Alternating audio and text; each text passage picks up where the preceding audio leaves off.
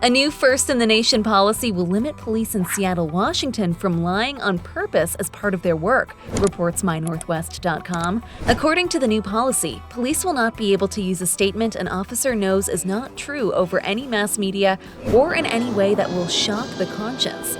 The policy also requires officers to get permission before using any ruses, along with other use guidelines. City councilors pushed for the policy after incidents in 2018 and 2020, when a ruse may have contributed to a suicide and other untruth-incited chaos during the George Floyd protests.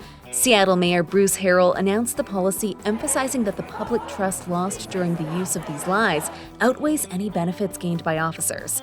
The main uses that the new guidelines have for telling untruths are to de-escalate situations, to help calm people down, or to promote safety.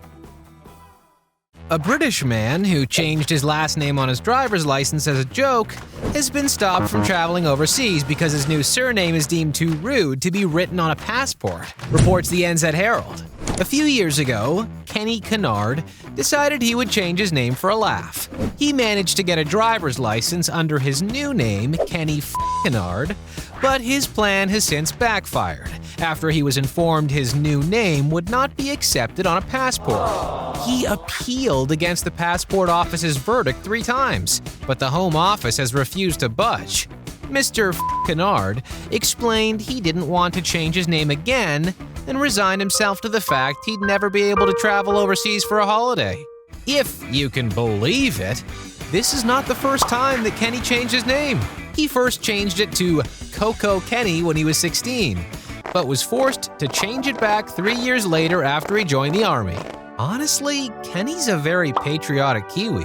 I mean, he changed his name just to join the Army, but he won't change his name for a holiday? So patriotic.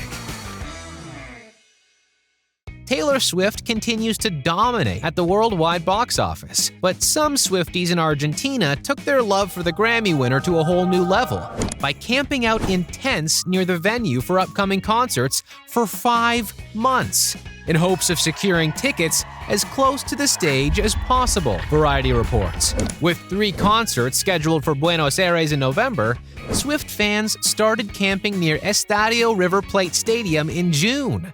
They would reportedly take turns in carefully planned rotations. 2 organizers even created an internal spreadsheet to keep track of around 60 people per tent. There was also a ranking system calculating everybody's total time. The longer you were in a tent, the higher the chance of being one of the first in line for tickets. And sleepovers were mandatory at least once a month, alongside a minimum of 60 monthly hours to maintain one spot. A little bit overboard, perhaps?